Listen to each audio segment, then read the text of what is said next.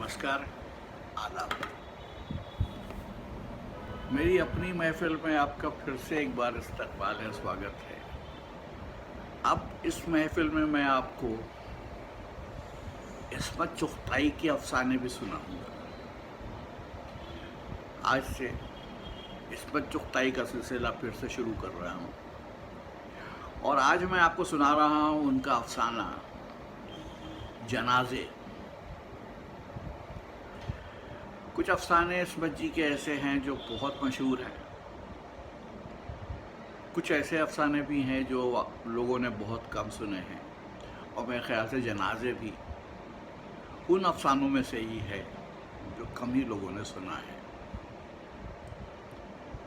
ये निस्वानियत और कहीं कहीं उसकी कमियों पर भी रोशनी डालता है। आइए जनाज़े सुनिए। मेरा सर घूम रहा था, जी चाहता था कि काश हिटलर आ जाए और अपने आतिशी गोलों से इस नामुराद ज़मीन का कलेजा फाड़ दे, जिसमें नापाक इंसान की हस्ती भस्म हो जाए।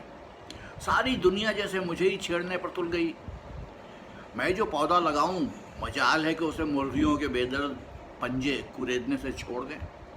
मैं जो फूल चुनूं, भला क्यों ना वो मेरी सहेलियों को भाए और क्यों ना उसे वो अपने जूड़े की जीनत बना लें। गर्द मेरे हर कौलो फ़ैल से दुनिया को बैर हो गया है और मेरी दुनिया भी कितनी है। यही चंद भूले भटके लोग, दो चार सेकेंड हैंड आशिक मिजाज और कुछ फूवड़ लड़ाका और फैशन पर मरने वाली सहेलियां, ये भी कोई दुनिया है? बिल्कुल थकी हुई दुनिया, मेरे तख़य्युलात से कितनी नीची और दूर। और अब तो इस दुनिया में और भी धूल उड़ने लगी है। मालूम होता है मैं क़ब्ल अज़ वक्त पैदा हो गई हूँ। ताल्लुक़ जिसे दीवाना कहती है, जिसे दुनिया दीवाना कहती है, वो भी अपने वक्त से पहले आया तो हवास बाख्ता हो गया। फिर मैं क्या चीज़ हूँ? लेकिन एक ज़माना होगा जब दुनिया मेरी हम ख्याल हो जाएगी, लोग मेरी सुनेंगे और किश्वर के वाक़े ने मुझे बिल्कुल नीम मुर्दा कर दिया। मुझे मालूम हो गया कि मेरी ये चीख पुकार, ये फड़कता हुआ दिल जिसमें इंसानी हमदर्दी और उख़्वत का समुंदर लहरें मार रहा है, जिसके ख्वाब मुल्क की बेहतरी की नज़र हो चुके हैं, जिसके जज्बात मज़हब और इंसानियत में गर्क हैं, ये सब कुछ बेकार, बिल्कुल बेकार। बैलगाड़ी की चूं चूं और मरियल घोड़े की टापों में भी तो इससे ज़्यादा असर है। ये भी कोई दुनिया है? ये भी कोई दुनिया है? मैं कुर्सी पर झूम रही थी। किसकी दुनिया? मेरी? राहत अंदर आकर तख्त पर बैठ गई। राहत, आपने चंद मोम की पुतलियों को तो देखा होगा, नन्ही मुन्नी खेल कूद की शौकीन, जिनका मकसद ज़िंदगी से खेलना है, गुड़ियों से खेलना, किताबों से खेलना, अम्मा अब्बा से खेलना और फिर आशिकों की पूरी टीम से कबड्डी खेलना। अभी मेरे बदनसीब भाई के साथ टेनिस खेलकर आ रही थी। तुम्हारी दुनिया? राहत, तुम्हारी दुनिया तो टेनिस के कोर्ट पर है। मैंने तलखी से कहा। कौन? मेरी? तुम्हारा मतलब है ज़मीर? अरे तौबा करो, वो तो तुम्हारा भाई है, जुगद। माफ़ करना, अल्लाह की कसम ऐसे हाथ चलाता है जैसे टेनिस के बजाय फुटबॉल खेल रहा है। और फिर मज़ा ये है कि अगर जनाब के साथ ना खेलो तो ये कि बस, ये मेरे भाई की शान में मेरे मुंह पर फरमाया जा रहा था। अगर मैं भी शहंशाह अकबर की तरह ताकतवर होती तो उस बेईमान छोकरी को अनारकली की तरह दीवार में जिंदा चुनवा देती। ये पुरफन लड़कियां बेवकूफ़ लड़कों को खून के आंसू रुलाती हैं और मौत की हंसी हंसवाती हैं और फिर झट कहीं किसी और की ओर रहती हैं। मुझे अच्छी तरह मालूम था कि ज़मीर उल्लू है और रहेगा। क्या जनाब की थर्ड क्लास पसंद है? वो लड़की जिसमें नाम को अकल नहीं, जिसमें ना कौम की तरक्की का जोश, ना कुर्बानी का जज्बा, ना मुल्क का प्यार, जो बीए करने के बाद भी असली फितरत को समझी और ना औरत के जज्बात से वाकिफ। मगर आपको उसकी इतनी दिलदारी क्यों मंजूर है? आप दूसरों से खेलें, देखिए आपको कौन रोक सकता है? भाई वाह, रोके कौन? पर अच्छा नहीं लगता, मुझे बेचारे पर तरस आता है, रहम आता है। दूसरे खूब रहम आता है उसे, जैसे जैसे दूसरी कोई उसे नसीब ना होगी। मेरा खून खोल गया। अरे लो, मिलेगी क्यों नहीं? मैं कब कहती हूँ मिल जाएगी? अरे मिल ही जाएगी। रहा ठकलाने लगी। अरे मिल ही जाएगी, उसे कमी नहीं, ये तो वो बेवकूफ़ है। हाँ हाँ, ये बात है, जब भी तो मैं कहती हूँ। राहत खुशी से चमकी। जब भी तो देखा? मैंने जलकर पूछा। अरे भाई, यही के भाई मुझे नहीं मालूम है कि मुझे तुम्हारी जैसी अक्लमंद और ना मुझसे बहस की जा रही है। वो तुम्हें याद है कि मैं तो कोई, अरे बिल्कुल भाई, कोई बहस कर ही ना सकी। यही तो बात है कि ज़मीर, हाँ क्या ज़मीर? मैंने उसकी शिक्कत से खुश होकर कहा। यही, ये मुझे ज़मीर पर यही कि बस ख्याल आता है कि वो बेचारा, ओहो, तुम कितने फ़ख्र से बेचारा कहती हो, मेरा मुंह कड़वा हो गया। अरे आज तो तुम बेतरा बिगड़ी हुई हो, क्या हुआ? क्या सईद ने डांटा? अभी से ऐंठता है? सईद के नाम से मेरे बदन में पतंगे लगने लगते हैं। आप एक और राहत जैसी रूह रखने वाले इंसान हैं। आपने कमाल फरमाया कि एक दफ़ा मुझ पर इनायत की। कमाल? मेरे जवाब से आप अंदाज़ा लगा सकते हैं कि उनका हाल क्या हुआ होगा। पहले तो ज़रा मुताजिब हुए, फिर खूब मुताजिब हुए, और फिर और ज़्यादा हुए। बाद में सुना था अपनी गलती पर बहुत शर्मिंदा हुए। ज़मीर से बोले कि मैं उन्हें गलत समझा था। मैं समझता था कि शायद मुझे उन पर तरस आया था।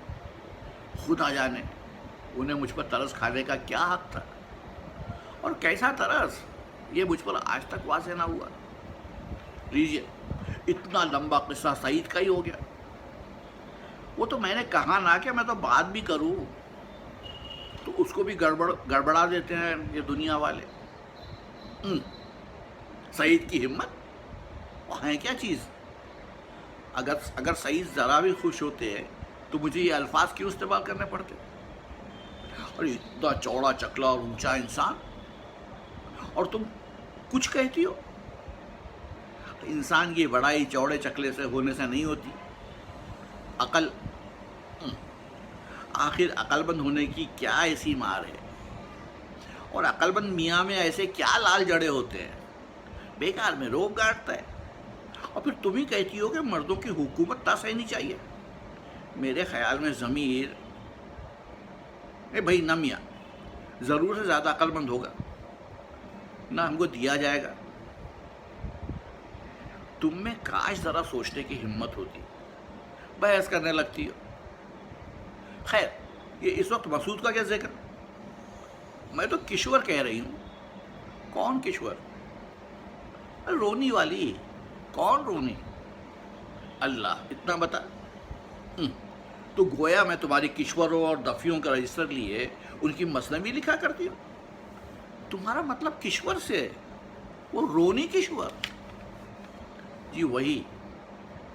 रोए ना तो गरीब क्या करे? हम औरतें तो रोने के लिए ही पैदा हुई हैं। ये चंद आखिरी अल्फाज मैंने खुद से कहे और ठंडा सांस रोक ना सकी। हाँ, रोने से आंखों में चमक पैदा होती है, सारा गर्दो गुबार, और तुम्हारा दिमाग खराब हो जाता है। जाओ राहत, मैं इस वक्त तुम्हारी बदमज़ाकी सहने के लायक नहीं। जाओ टेनिस खेलो। टेनिस खेलो, जैसे तुम्हारे भैया को बड़ी आती है टेनिस। मैं तो कोई हो, चलो भाई, हो आए, ज़रा आप हैं क्या? राहत बुरा मान गई। तो तुम समझती हो मैं बड़ी खुश बैठी थी कि तुम मुझे आकर जलाओ। एक तो तुम बार बार ज़मीर को बुरा भला कहे जा रही हो। मैं आज वैसे ही परेशान हूँ। किश्वर से मिली थी। तुम्हें क्यों याद होगी किश्वर? तुम कोई उसकी मसनवी थोड़ी ही लिख रही हो। हाँ हाँ, फिर क्या हुआ? उसकी शादी हो रही है। मैंने उठते हुए तूफान को दबाया। कई दिन से दबा रही थी। अच्छा, कब? राहत को किश्वर के दुख सुख से राहत को किश्वर के दुख से सुख ना पहुंचेगा तो किसे पहुंचेगा? किश्वर ठहरी मेरी दोस्त और मैं ज़मीर की बहन, और ज़मीर राहत के ज़बरदस्ती के आशिक। मैंने इरादा कर लिया कि आज मैं हूँ और ज़मीर सूअर कहीं का। ये मरघला रोनी को कहा जा रहा था। क्या इसी मरघले से तो नहीं हो रही है? राहत डर गई। और क्यों? इसलिए कि राहत उसके अशार से नफरत करती थी। क्यों? क्योंकि बिस थी। फरमाती थी बहुत ढीले शेर कहता है। अब शेरों में ना जाने ढीले और तंग शेर कैसे होते हैं। तुम उसे मरघला कहती हो, लेकिन किश्वर के दिल से पूछो। अरे किश्वर तो सदा की सड़न है। बस राहत, ज़्यादा मत बनो, तुमसे ज़्यादा। ऐ है माफ़ करो, बाज आई मैं तुम्हारी किश्वर के किस्से से, ख़त्म भी करो। राहत मुंह बनाकर टांगे सुकेड़ कर लेट गई। तुम्हें मालूम है कि वो मर जाएगी। रोनी के सिवा किसी से शादी ना करेगी। और अम्मा कहती हैं कि मैं तो शौकत से करूँगी। ऐ है बुढ़िया शादी कर रही है। राहत चौंक उठी। तुम्हें खुदा की कसम। ओहो ओहो, जैसे कुछ इतराने में भी मज़ा है। किश्वर की शादी का जिक्र है और बनने लगी। अरे मैं समझी। खैर फिर किश्वर कहती है कि जहर खा लूँगी, मगर रोनी के सिवा बावजूद जब्त के मेरा गला घुट गया। अरे कौन? मगर कौन सा जहर खाएगी? मेरे ख्याल में साइनाइड ठीक रहेगा। राहत का कलेजा और लोहे का दिल इसी को कहते हैं। साथ खेले, साथ पढ़े, साथ स्कूल गए और फिर कॉलेज, मगर इस बेहिस गोश के लोथड़े को, ओफो, मेरा खून फिर खौल गया। चुप रहो बेरहम। काश बजाय इंसान के खुदा तुम्हें एक चट्टान बनाता जिस पर मुझे कोई पुरमानी लफ्ज़ ही ना मिला। तुम्हारी बेरुखी दूसरों को दुख ना पहुंचाती। जरा सोचो, बेकसूर किश्वर ने तुम्हारे साथ क्या बदी की है? उसने तुम्हें क्या दुख पहुंचाया है? वो जो एक मासूम चिड़िया से भी मासूम है, वो जिसने सर झुकाकर दुनिया के सुख से सह लिए और सह रही है, वो जिसे उसकी जालिम माँ दौलत और शोहरत की भेंट चढ़ा रही है, जो सर लटकाए राजी बरजा कुर्बान गाह की तरफ जा रही है। मेरी ज़बान के साथ साथ उम्दा उम्दा जुमले तेजी से जारी थे। जिसने कसाई के सामने गर्दन डाल दी है और खामोश उसकी छुरी की धार को देखकर अपना ही खून जला रही है। तुम भी उसे दो बातें कह लो, मगर दूर हो जाओ मेरी आंखों से। जाओ राहत। अहे तौबा, माशाल्लाह तुम बड़ी बदमिजाज हो। राहत डरकर से सुकड़ गई। ऐसा मैंने क्या कह दिया? तुमने क्या कहा? और ऊपर से यह भी पूछने की हिम्मत है, तुम उसकी मौत पर हंस रही हो? उसका खून हो रहा है, तुम हंस रही हो। वो मुर्गे बिस्मिल हो रही है और तुम हंस रही हो। उसकी लाश, हाँ उसकी लाश पर तुम दांत निकाल रही हो। मुझे कुछ नजर आता, मुझे कुछ नजर ना आता सिवाय एक मासूम जनाजे के। ओह, मुझे डर लग रहा है। अल्लाह का वास्ता चुप हो जाओ। जरा बिजली जला दो, मुझे डर लग रहा है। राहत पीली पड़ गई। तुम समझती हो कि तुम्हारे ऊपर उसका कुछ असर ना होगा? तुम हंसती ही रहोगी उसकी मौत पर। मगर याद रखो राहत, किश्वर तुम्हें नहीं छोड़ेगी। वो मर जाएगी, मगर क्या वो तुमसे सवाल ना कर सकेगी? उसकी रूह हाय बिजली चला दो, अच्छी बहन मेरा दम निकल जाएगा। राहत बुजुर्गों की तरह चिल्लाई और जल्दी से अपने पैर तख्त के ऊपर रख लिए, गोया तख्त के नीचे से किशोर की रूह अभी से उसके पैर खींच रही है। तुम उसको बचाओगी, बचाओगी, तुम उसकी मदद करोगी। मैंने एक मैस्मरिज्म का तमाशा करने वाले की तरह कहा, हाँ मगर बिजली? राहत कांप रही थी। हाँ, अब तुम उसकी मां को मजबूर कर दोगी कि वो उसके कत्ल से बाज आए? मगर वो तो बहन, उनकी मां से डर लगता है। मुझे मेरी आवाज की नरमी से उसकी गई हुई हिम्मत वापस आ गई। मैं और तुम उसकी मां को मजबूर करेंगे कि वो किशोर को जिंदा दफन ना करे। हाँ तुम करना रेहाना, तुम बहुत बहादुर हो, तुम वाकई बहुत ज़बरदस्त हस्ती हो, तुम इंसानियत का बेहतरीन मुजस्समा हो। रेहाना, अगर हमारी कौम में ऐसी ही चंद लड़कियां पैदा हो जाएं तो हम गुलाम क्यों रहें? और अब तुम बिजली जला दो, मैं ज़मीन पर नहीं उतरूंगी। मेरा जूता भी तो जाने किधर है। वो कांपती हुई आवाज़ में एक भटके हुए रास्ते से वापस लौट रही थी। हम उससे लड़ेंगे और ये कुर्बानी नहीं होने देंगे। मैंने अपने आप को एक तैयारे पर से बम गिराते महसूस किया, जिनके शोले शौकत और किशोर की मां को निगल रहे थे। मगर वो किशोर खुद जो अपनी मां से लड़े था, ऐसी नन्ही है क्या? वो खुद लड़े। मुझे फिर जोश आया, वो पढ़ी लिखी है तो क्या है? राहत वो मशरक़ी औरत है, वो बेशर्मी नहीं ला सकती। वो कह चुकी है कि चाहे कुछ भी हो जाए वो ज़बान हिलाए बगैर जान दे देगी। तुम जानती हो वो सदा की कमज़ोर दिल है। तो बहन, मैं कौन सी पहलवान हूँ? राहत और कोने में दुबक गई। तुम हो या ना हो, मगर मैं करूँ, मैं खुद करूँगी। राहत, अब तक मैं तुम्हें बेरहमी समझती थी, अब मालूम हुआ कि तुम बुज़दिल भी हो। चूहे से डर जाने वाली लड़कियां, यही तो हमारी कौम की गुलामी की भी जिम्मेदार है। ओहो, कोई भी नहीं, शिकस्त खुर्दा आवाज़ में कहा गया। सच बताओ किशोर, वो मेरा मतलब है राहत, कभी तुम्हारे दिल में अपनी जिन्स की बर्तरी का ख्याल भी आता है? कभी ये भी सोचती हो कि हम कब तक जालिम मर्दों की हुकूमत सहेंगे? कब तक वो हमें अपनी लौंडियां बनाए 4 दीवारियों में कैद रखेंगे? कब तक यूं ही हम दबे मार खाते रहेंगे? बताओ, बोलो। मुझ पर फिर जोश सवार हो रहा था। सोचा क्यों नहीं? सोचती हूँ। क्या सोचती हो? जरा बताओ, क्या सोचती हो? यही कि भाई, यही सोचा करती हूँ कि अब असल बात तो यह है कि मैं तो कुछ भी नहीं सोचती। और भला सोचूं भी क्या? यही सोचो, यही कि किसी तरह तुम अपनी कौम और मुल्क के लिए कुर्बानी कर सकती हो। किस तरह तुम अपने इल्म से दूसरों को फ़ायदा पहुंचा सकती हो। उठो राहत, अभी वक्त हाथ से नहीं गया।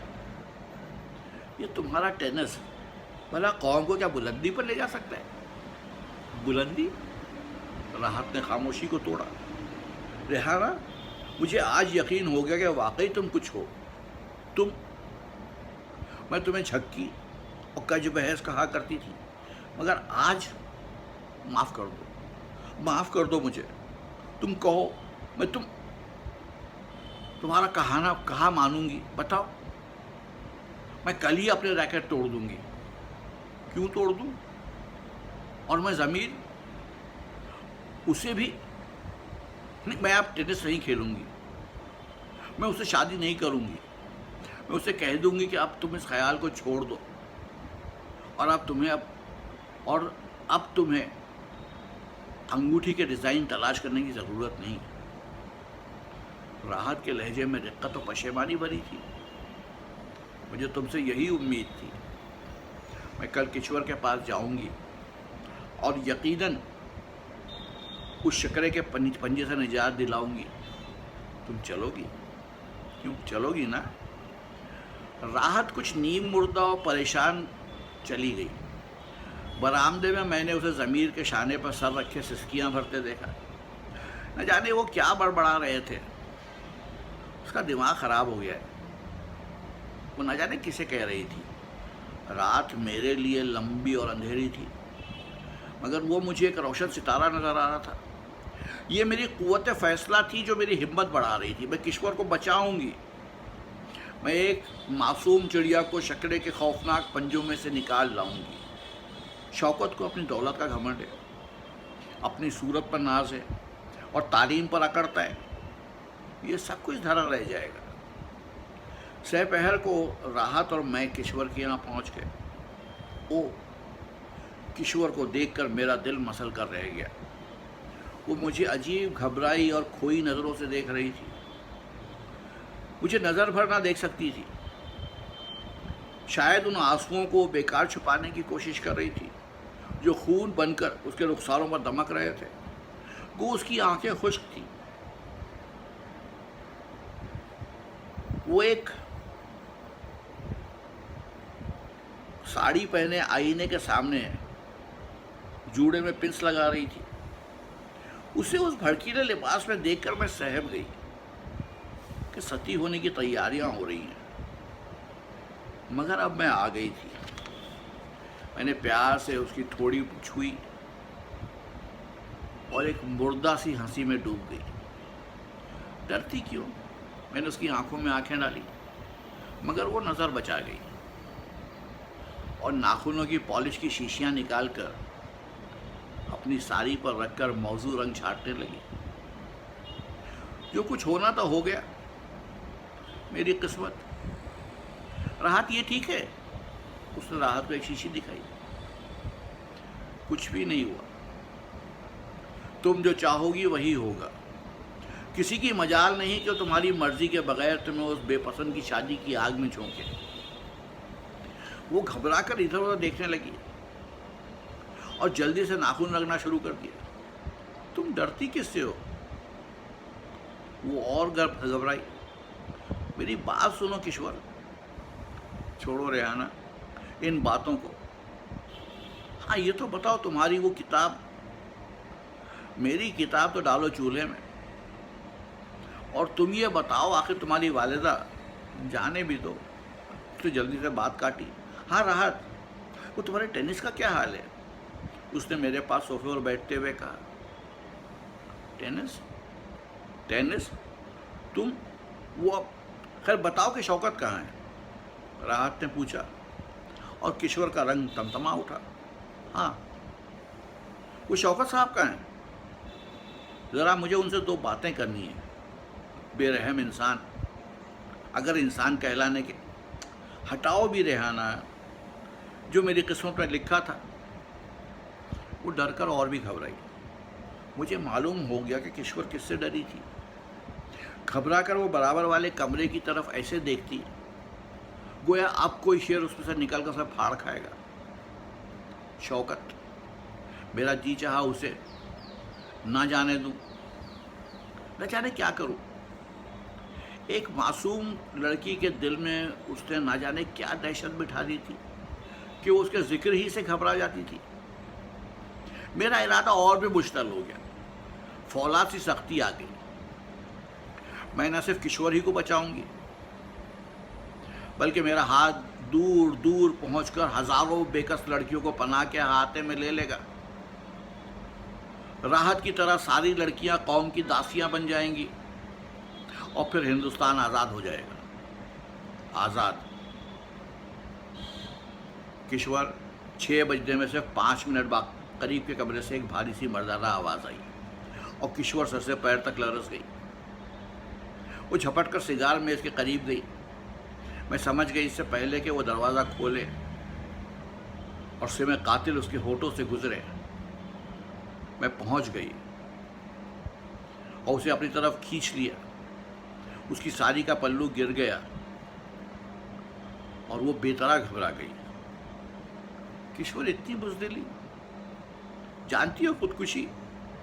मैं तो बटुआ निकाल रही हूँ। बैठो रेहाना, मैं तुम्हें एक बात बताना चाहती हूँ। वो कुछ छुपा रही थी मुझसे, बहुत कुछ। किश्वर तैयार हो जाओ। वो करी और भर्राई हुई आवाज़ फिर गूंजी। किश्वर और भी परेशान हो गई। मैं जानती थी उस वक्त उसकी क्या हालत होगी। जिस तरह सूली पर चढ़ाने से पहले घड़ियाल भयानक आवाज़ में गुनगुनाता है, उसी तरह ये आवाज़ फिर आई। और लीलाराम के यहाँ भी तो जाना है।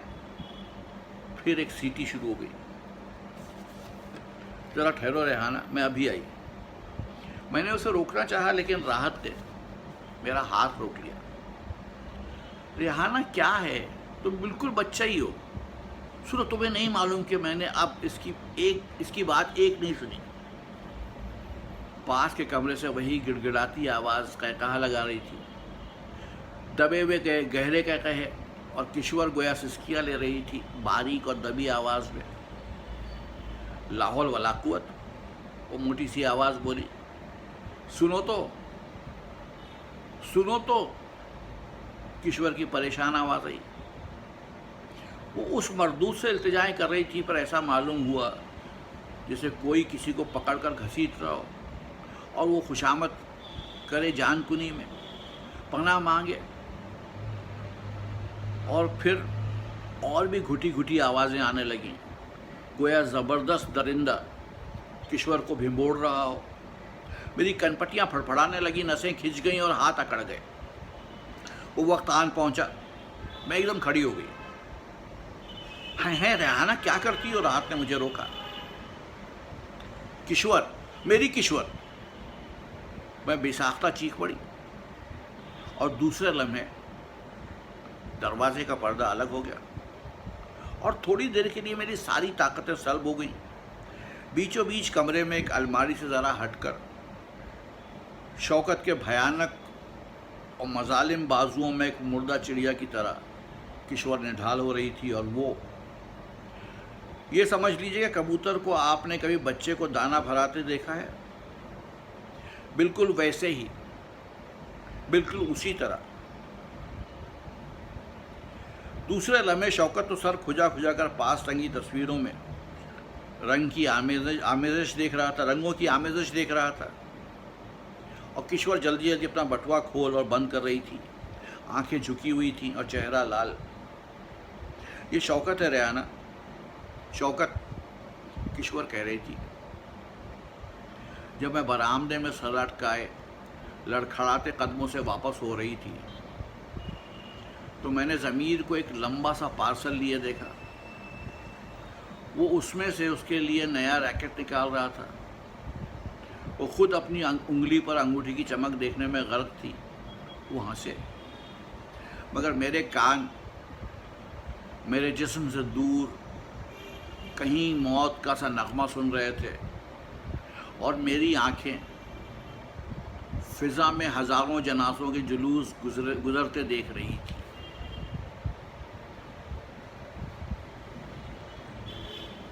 यह था इस्मत चुगताई का अफसाना जनाज़े।